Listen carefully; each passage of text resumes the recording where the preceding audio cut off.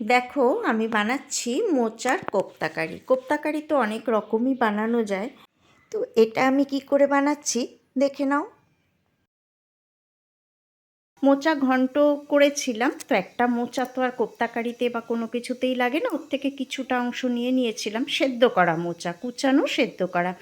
তার মধ্যে কিন্তু আমি একটুখানি আদা, কাঁচা লঙ্কা বাটা, নুন, তোমরা যেমন যেমন মশলা পছন্দ করবে দিয়ে ওর মধ্যে একটা আলু সেদ্ধ দিয়েছিলাম আর বেসন দিয়ে ওটাকে মেখে কোপ্তার আকারে ভেজে তুলে নিয়েছি লাল লাল করে। এবার তেলের মধ্যে দেখো একটা শুকনো লঙ্কা, একটা তেজপাতা, একটা ছোট এলাচ, একটু দারচিনি এসব দিয়ে একটুখানি জল দিয়ে দিয়েছি, দিয়ে একটু আদা কাঁচা লঙ্কা বাটা দিয়ে দিয়েছি আর দিয়ে দিলাম একটুখানি জিরে গুঁড়ো আর ধনে গুঁড়ো। তো এইগুলো দিয়ে জল যেহেতু আগেই একটুখানি দিয়ে দিয়েছিলাম, নইলে পুড়ে ধরবে, খুব সামান্য একটু করেছি তো।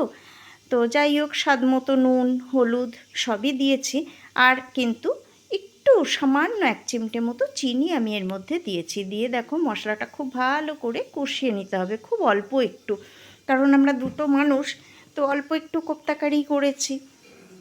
যাই হোক, দেখতেই পাচ্ছ তেল কিন্তু ছেড়ে বেরিয়ে এসেছে মশলার থেকে, আর কিছুই কিন্তু আমি দিইনি, কাশ্মীরি লঙ্কা ফঙ্কা কিচ্ছু দিইনি, কিন্তু তবুও রঙটা খুব সুন্দর হয়েছে। এবার দিয়ে দিলাম পরিমাণ মতো জল, কারণ কোপ্তাতে কিন্তু অনেকটা ঝোল টেনে নেয়, সেই বুঝে দিতে হবে, আর তুমি কতটা ঝোল রাখবে সেইটা বুঝে, কারণ খেতেও তো হবে, ভাত দিয়ে রুটি দিয়ে যা দিয়েই খাও। তো ঝোলটা ফুটিয়েছি মিনিট 2, একটু শুকিয়ে গেলে আমি ভেজে রাখা কোপ্তাগুলো দেখো দিয়ে দিয়েছি, কি সুন্দর টকটক করছে রং, কিন্তু সত্যি আমি টমেটো বা কাশ্মীরি লঙ্কার গুঁড়ো কিচ্ছুই দিইনি।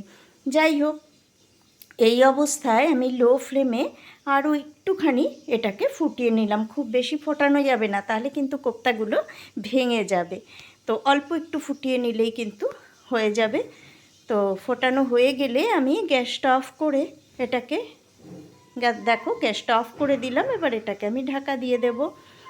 আর এটা আমি খেয়েছিলাম কাল রাত্রে রুটির সাথে, তো তোমাদের দেখাচ্ছি এই কারণে যে দেখো এটা কতটা সফট হয়েছে, আর স্বাদ সে তো তোমরা করে খেলে বুঝতে পারবে, আর যারা খেয়েছো তারা তো অলরেডি জানোই এর স্বাদ কেমন। দেখো টেক্সচারটা কেমন এসছে আর কেমন সফট নরম তুলতুলে। তো কেমন লাগলো আমাকে অবশ্যই জানিও।